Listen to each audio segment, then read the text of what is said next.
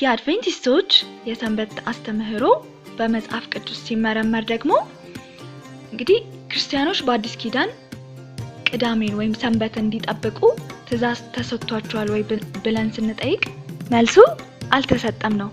ምክንያቱም አንድም ቦታ ክርስቶስ አዲስ ኪዳን ሲመሰርት በደሙ ሲያቋቁም ለደቀ መዛሙርቱም ሆነ ለሕዝቡ አጠቃላይ መቼም ቢሆን ሰንበትን ጠብቁ መጠበቅ አለባችሁ የሚል ትእዛዝ ካፉ አልወጣም፣ አላስተማረም። እንዲሁም የእርሱ ሐዋርያት እና የመጀመሪያዎቹ ክርስቲያኖች ይህንን ትእዛዝ እንደተሰጠ ሰንበት ጠብቁ ብለው አላስተማሩም። እንዲሁም ሰንበት የሚባለው ጥላ እንደሆነ አካሉ ሲመጣ ግን እንደፈጸመው ጽፈውልናል።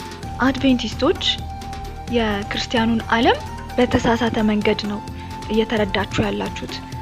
ክርስቲያኑ ዓለም እኮ የሰንበት ጌታ የሆነው መጥቶ ጠበቀው፣ ፈጸመው። ስለዚህ በአዲስ ኪዳን አዲስ ትእዛዝ ሰጣችኋለሁ ባለው መሰረት በዛ መጓዝ፣ ወንጌልን ስበኩ በተባለው መሰረት መስበክ ነው።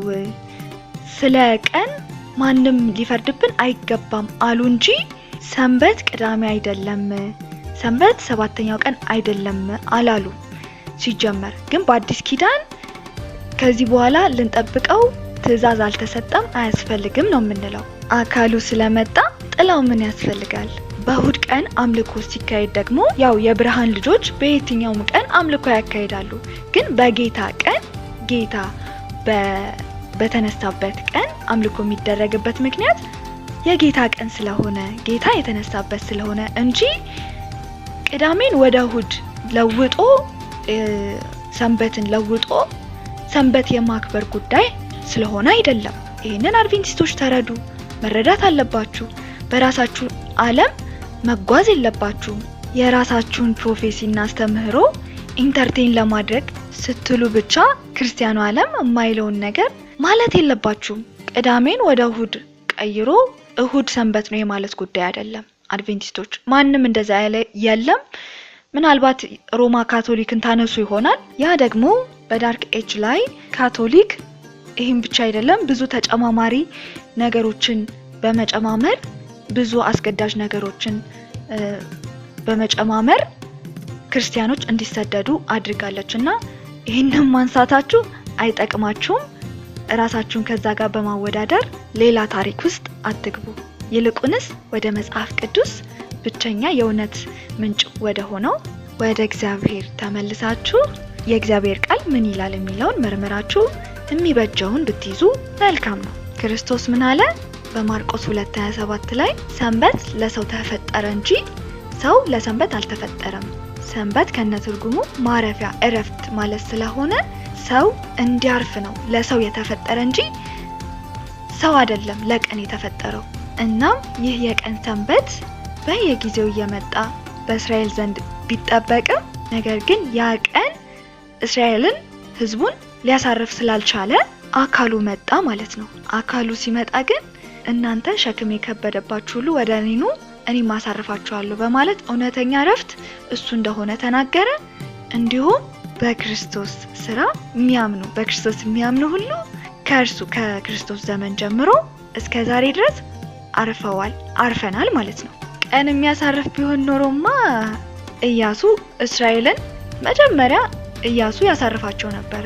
ነገር ግን ቀን ስለማያሳርፍ ክርስቶስ መጣ።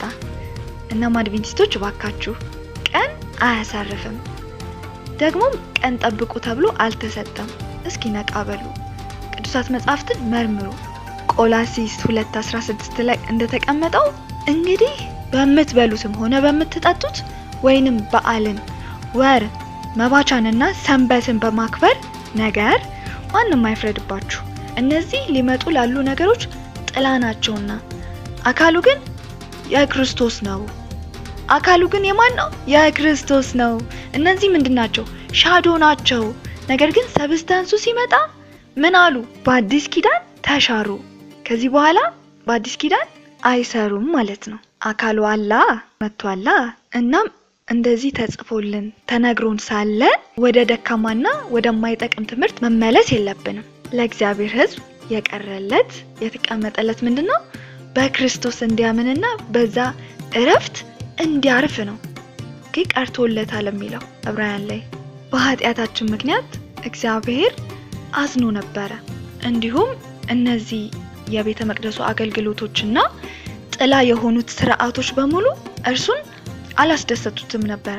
ነገር ግን ክርስቶስ በመጣ ጊዜ እግዚአብሔር ረካ፣ በስራው ረካ።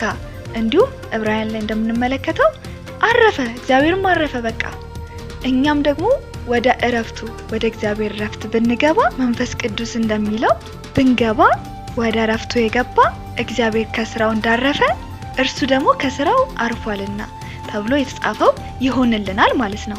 ዕብራውያን 4 ቁጥር 10 ላይ በመዝሙር 118 ቁጥር 24 ላይ እግዚአብሔር የሰራት ቀን ይህች ናት፣ በእርሷ ሐሴት እናድርግ ደስም ይበለን።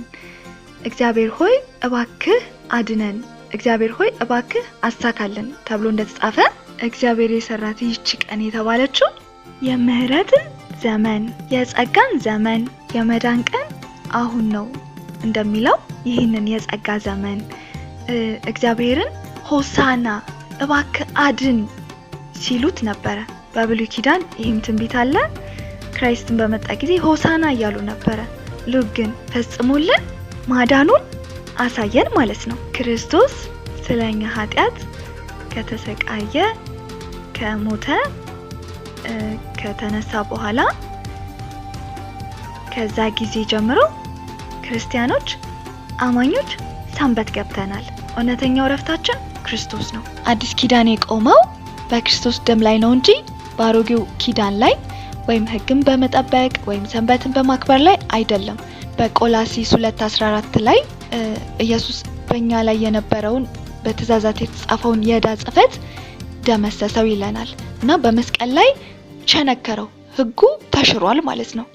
ሲፈርድብን የነበረው አሁን እያንዳንዱ ሰው ልክ እስራኤል ሕግን ለመጠበቅ በገባው ኪዳን መሰረት ባለ ዕዳ እንደነበር የእግዚአብሔር ባለ ዕዳ የሚያደርገውን የሙሴን ሕግ ከሙሉ ስርዓቶቹ ጋር ደመሰሰው። አሁን በአዲስ ኪዳን ስላለን በመንፈስ ሕግ በፍቅር በጸጋው ምክንያት አማካኝነት በቅድስና በንጽህና እንኖራለን ማለት ነው። መንፈስ ቅዱስ ከኛ ጋር ስላለ ያንን ኃይል ይሰጠናል።